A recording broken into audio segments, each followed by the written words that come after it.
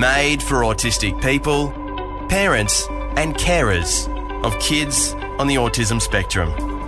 This is A Different Brilliant with Orion Kelly. No two autistic people are the same. Open conversations that inform and engage towards a better place for autistic people. An Aspect podcast focusing on the strengths, interests and aspirations of the autistic community. Welcome to A Different Brilliant.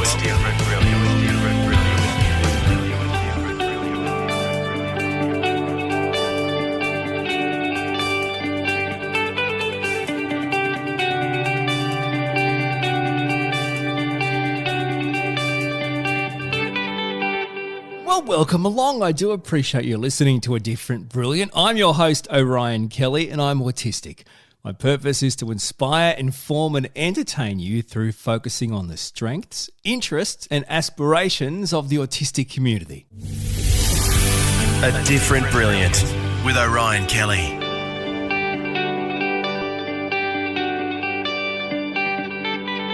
Now, in this episode, we are exploring the topic of structure supports, and we're discussing why they are important for autistic people. My guest is Meghan Williams. Meghan is the manager of Aspect's comprehensive approach, leading the implementation across Aspect services. Meghan, thank you so much for joining me. Hi, it's great to be here. Thank you for inviting me. Let's just start at the start so we can build on this. I'd love you to first up, let's just talk broadly. What are support structures? What are we talking about when we talk about structure supports? So it's like the framework, if you think about it, the framework of a house being built for a person. So where the supports are individualized for that person. Not everyone wants the same design and same contents in a house. So where do we start? We build a foundation. Not everyone's going to have the same design, so we need to assess the structure of the physical space for them and make adjustments where needed. Then we look at building the walls and the layout. So this is where we provide routines and schedules for the person to help make sense of their day. And lastly, we look at what's inside the house, the contents. So we need to look at the interests and preferences of the person living there and also their support needs. So that when the person goes to move into the house, they're interested in the content. They know what to do in the spaces with the materials inside the house. This is similar to the supports we put in place in our schools and in the workplace and in leisure programs that the autistic people we work with are engaging in. So we increase, decrease structure according to the person's needs and preferences and interests at any given time. We may redesign the house. People are constantly doing that. And that's the same with when we're putting supports in place, that visual structure for our students and participants that we're working with, that we look at what they're doing and where restructure needs to happen to make something more meaningful, something more organised for them, or more comfortable if it's an uncomfortable situation. If you think about all of us, we all benefit from structured supports. They're not just a school tool. They're all around us in the airports, shopping centres, in the streets. The key factor that's the difference and the success for structured supports is that they're individualised. And we can only truly do this if we know the person. So what are their interests, preferences? What do they expect in their day? What's their motivations, communication styles, sensory differences? It's all about changing the environment around that person, which is proving to be challenging. It's not about changing the person. We don't want people that we work with in our school settings, in the community, or that we may be living with to be less autistic.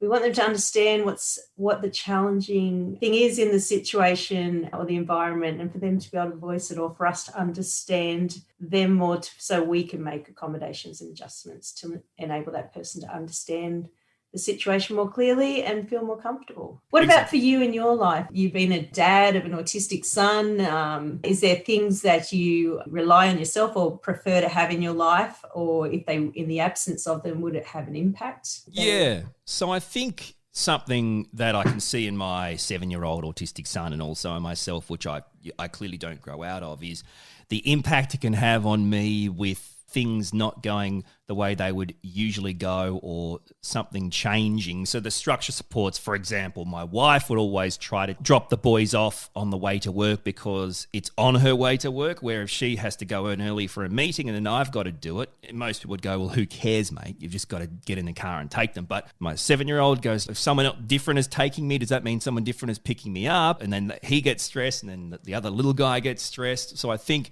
the structure supports that I put in place with my wife, where, okay, we'll always try and have certain things done in a certain way to make it a little easier. If I just woke up every day and said, right, what are we going to do today and how's it all going to work?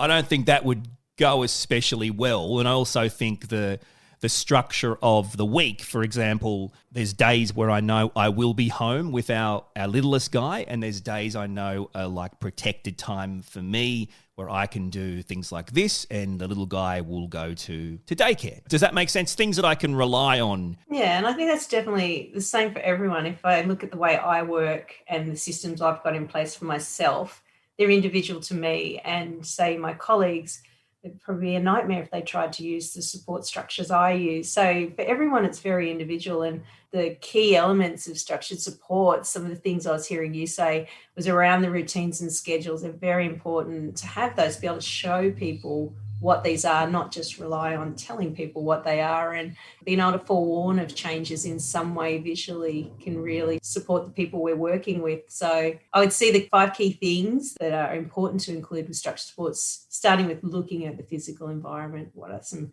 adjustments that can be made to just make it a more meaningful space, setting up routines for activities or tasks that are proving to be a challenge for someone to do on their own. So it's that point where you're having to verbally prompt a person or help them with the routine that you need to think, this is the spot I need to visually show them how to move through this activity, or this interaction might be a social interaction. And implementing some schedules and activity systems. So a schedule is going to tell the person where they need to be and when. And an activity system, or in the schools, sometimes we call them work systems, that's like a list, or it could be showing kids this, here's your work and here's your finish box, and showing them what the work expectations are. And then looking at the content of what you might be doing or teaching. And there may be something to do with the organisation or the instruction, or something you could do to make it clearer, make important information pop out. And that's the visual structure that you'd be looking at. I can relate to that because take my 7-year-old, for example. If I just say in the morning, can you please put on your socks? I've told you 20 times, put on your socks, put on your socks, put on your shoes.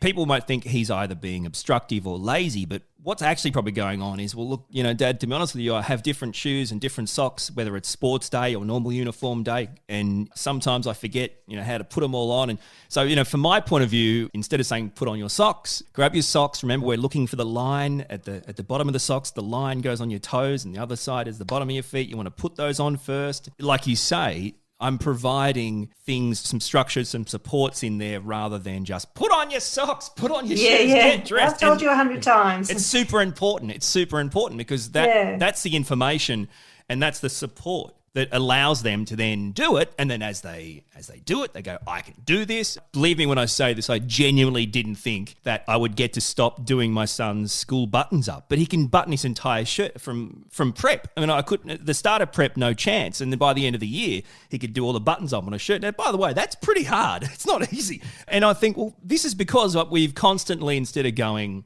button your shirt up, we've gone, you just grab the button and see that little, you've got to kind of open it up and you push it through and you support them and you show them the different tricks. Like you say, you have to tailor it. Yeah, and for your son, that was the information he needed to get him going. And sometimes it can be really tricky to think of, how can I show him how to do this? But we've got the wonderful world of technology at our hands. So trying to think about how to remove ourselves as being a person prompt and be able to show someone something, you could easily give some instructions on a video that they can just tap their iPad and you're there giving the instructions and showing a model at the same time, but you don't need to be there. So by doing that, you've enabled them to do that skill successfully without needing someone there all the time. Because I'm sure sometimes it'd just be nice to have a breather from that teacher being right next to that person. Sometimes they feel more confident doing something if they just had a little tip to follow, even if it was a little video tip. It can be quite powerful and increase increase self-esteem as well as independent skills. Yeah, definitely. And it'd be a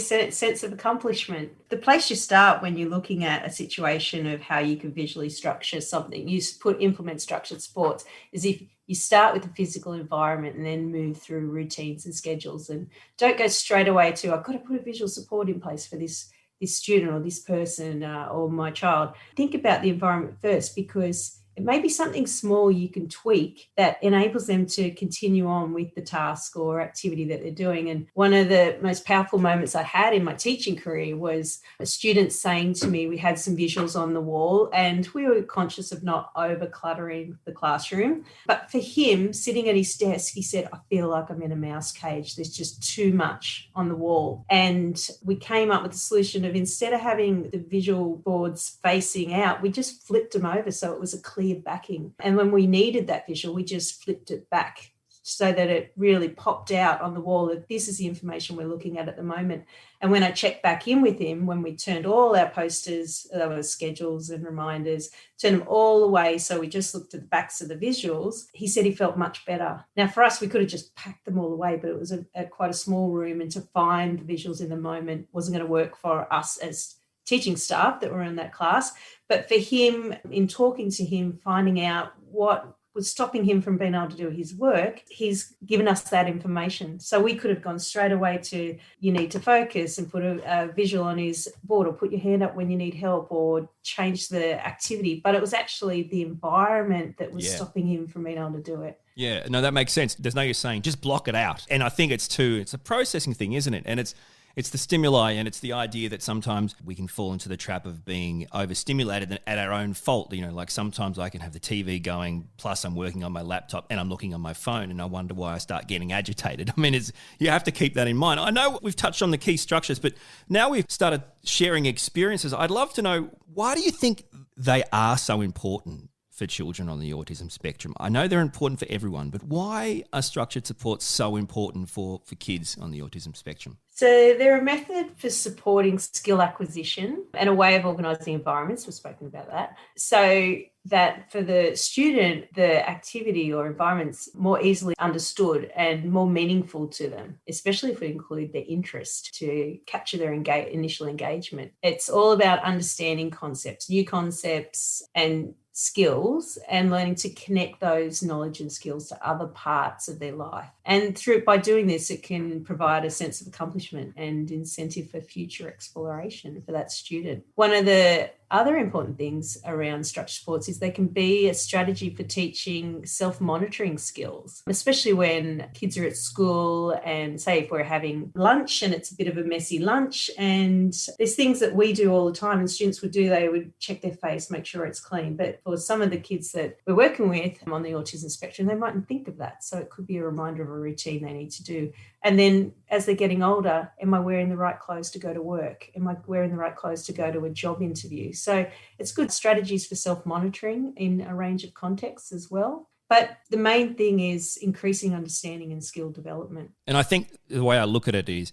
it's a bridge. It just creates a bridge, a ramp for the mind to get from where you are and the potential individual challenges you have to get from there to where you want to be, which is you want to feel that feeling of learning new things, of finding new ways to navigate things. And I think that's important for everyone. And we can sometimes fall into the trap of just taking the excuse from people push onto you that, well, you know what, it doesn't matter if they don't learn everything, or they don't have the same opportunities as this or that. And we know that's rubbish. They just need certain things to get them there. And I think that's probably the most important thing. It's that bridge, because I can 100% relate to what you're saying with my own son. He clearly couldn't care less if he has Vegemite on his face all day at school. When he gets off the bus, I think, oh, buddy, you probably don't want to be walking around with Vegemite all day. You want to give that a clean. But of course, he's thinking, well, I can barely get to the toilet and back, because he's constantly thinking the bell's going to go, or, all those kind of things. And they just don't think about all the things going through their mind. So creating that bridge is probably the core important thing with structured supports, because I think you can look at it from the wrong angle, which is it's just more like an intervention to make them, in quotation marks, normal, where from my point of view, if you can create a bridge for them to achieve things that they want to achieve and will help them in their life, with regards to, like you said, the personal stuff and the intellectual stuff and the professional stuff. I think it's really key, because in the end, it just comes down to quality of life for themselves. That's what it's really all about. Definitely does. And I think one of the key messages that I always present when I'm presenting about structured supports is the more predictable something is, the more calmer someone's going to feel. And that's for us, for the kids we're working with in our classrooms that might be autistic, may not be autistic, but providing a structure through the physical environment, through schedules, routines, work systems, and looking at visual structure, that can be the predictability that they need. And that can be the difference in their confidence or in the skill development that they have. And then different smaller changes aren't so hard when that structure's there. And for those listening, clearly we have people that listen from all over the world and don't necessarily have the opportunity to have their children in schools that specialise in educating kids on the spectrum. You very much made it clear, and I completely agree, that it isn't a generalised thing. You can't broadly implement it. It's individualised. But what kind of examples would kids on the autism spectrum receive in school for supports, and what kind of examples can you bring up that may help parents listening, things they can implement or learn from? Yeah, so when a student in one of our classrooms walks into the classroom, they can see clearly defined spaces for different learning areas. So in the home, it might be clear areas for play. Is it visually clear where I can play and where I can't play and what I can play in different spots? In the classroom, it might be where I do my desk work, where reading is. Is there a calm space that I can go to and just get myself together if things are a bit stressful, or play a leisure space? Each child having routines that would be unique to them, but there would be some general routines, like usually a line-up routine. Might be a different person that's a line leader, but there would be something visually showing what the line-up routine is. Washing hands routines, packing bags are quite common ones, but each child having their own schedule. So quite often we'll see in classrooms a group schedule for everyone. But what we would like to see in our aspect schools with our supports is each child having a schedule that's unique for them. By having just one schedule for all may mean that someone may not understand it if it's not pitched at the right level, or doesn't include their preferences for, say, images of their favourite things, or preference for technology. And for kids, that if a classroom has a picture timetable in their classroom and they can read, then they really don't need a picture timetable. So they could easily have a timetable on their iPad or a timetable in their book that's just written. They might write it each day. It might be set for the week. And then looking at when kids are in the classrooms, we would see a system for approaching work. So for some kids that are working at a more concrete level need to see things not so much in the abstract way. It may be that, what work do I need to do? It's on my left. How much work do I need to do? All the work is on my left. So they would be able to see that. How do I know when I'm finished? They've learnt to, or been taught to, put their work in a finish box on their right. And then they can see, what do they do next? And there might be a check timetable card there for them to go and check their timetable. But for other kids, and especially for our kids in high schools, our high school classes, they may not have a left to right work system. They may just have a written list of the activities they need to do for English. So I need to get my reader, I need to get my workbook, and I need to do questions 1 to 4. So the list would go through the questions of, what work do I need to do? How much work? How do I know when I'm finished? What do I do next? And then our lessons, if a parent came into one of our classrooms and they're looking at a teacher presenting a lesson, there may be differences in the way they instruct visually the students. It may be delivered to the group, but then the work they do may be slightly different in the accommodations and adjustments that they've done. So one student may easily do the work that their mainstream peers are doing. They can read the question, understand what to do, go ahead and do the answers. But for some other students, they may need some concrete materials or organised materials, or they may need highlighting in a worksheet that might have been given, or highlighting around materials needed for the art lesson. There may be pictures to say, these are the items I need for this activity. So looking at the instruction and the organisation of lessons presented, but also looking at what other individual visual clarity they need. How do you pop that information out for that child because he's missing it, but the rest are getting it? 100%. You know what I can say?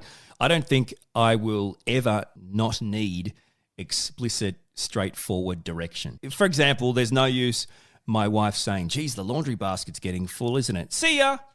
And she gets home from, guess what happens when she gets home from work? What hasn't been done? Well, because I didn't know you wanted me to do the washing. You just told me that it looks full. That's all you said. So I agree, the lists and the explicit instructions, I can see the importance in those examples. And for parents listening, there's some great points they should take note of. You know, in our house, we have a room called the playroom. What do you think happens in the playroom? It's the playroom, right? You know, go to the playroom or go to your bedroom, or there's specific zones and areas. And why is that? Well, because you can hang your hat on it. It's there. You know what it's for, and it helps. It makes sense. Yeah.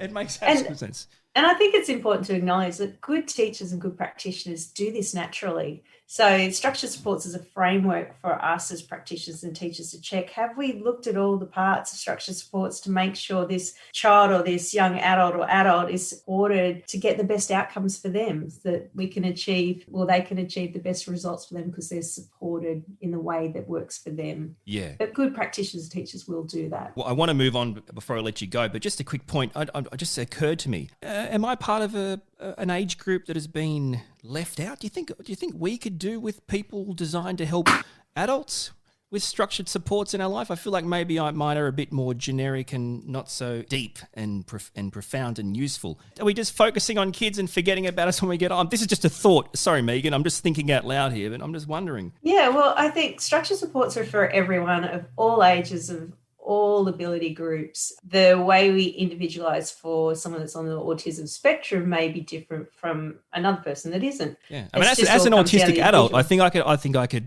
benefit from it. Definitely, I think I could benefit from it, but I don't have an understanding that it's something that's widely accessible or promoted through NDIS or whatever. So I guess.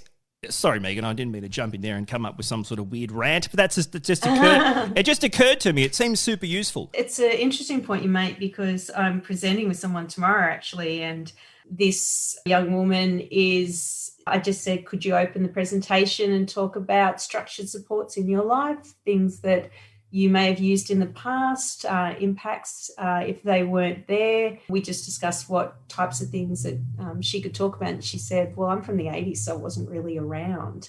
So I think the term is around now, definitely. And it doesn't mean people don't need it if they haven't had experience with it.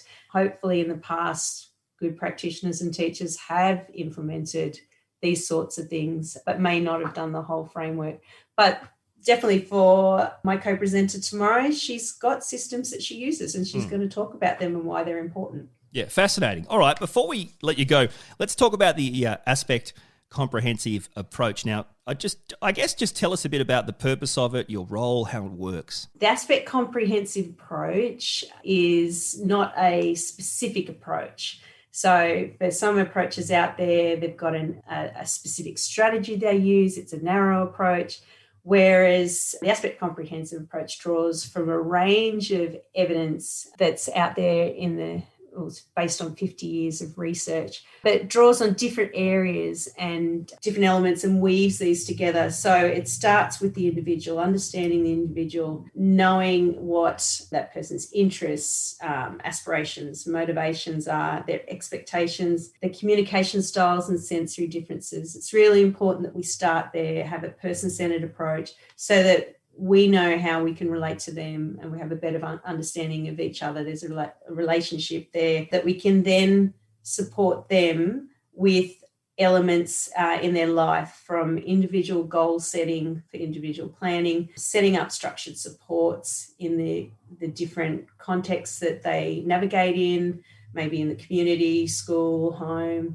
workplace, supporting lifelong learning, so teaching skills, knowing how to teach skills for that person, what's going to capture their engagement, what's going to help them increase skill development. And it may be through structured supports that happens. Implementing positive behaviour support for those situations where an environment, people in the environment, when it comes together, it's a challenging situation for that person. So knowing what supports need to be put in place so that's not as a challenging situation. Then looking at future transitions, implementing inclusion supports, looking at the person around them, their health and well-being, Are there supports that need to be put in place there? And then when needed, linking in with specialists and collaborating with those specialists so that we can do a wraparound support for that person in any of those areas that they may wish to have individual goals in or to develop further, or it may be their parents or family that are making those decisions if they're unable to. So our approach is, it's not one specific approach. We're drawing from research. We're looking at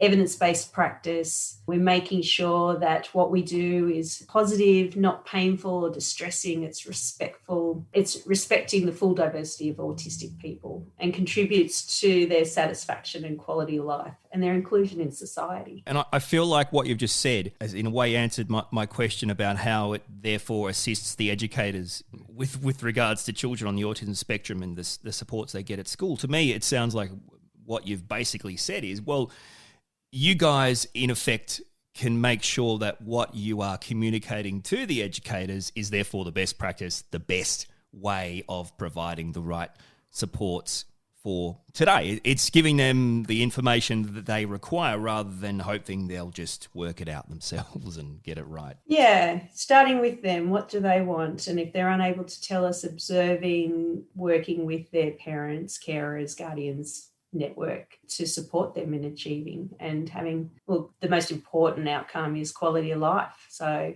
we want them to have best outcomes in their life. And this is really quality control to make sure there's quality of life in effect. That's right. So That's right. It makes total sense. Yeah, and structured supports will help you get there. Well, Meghan, hey, this has been fascinating.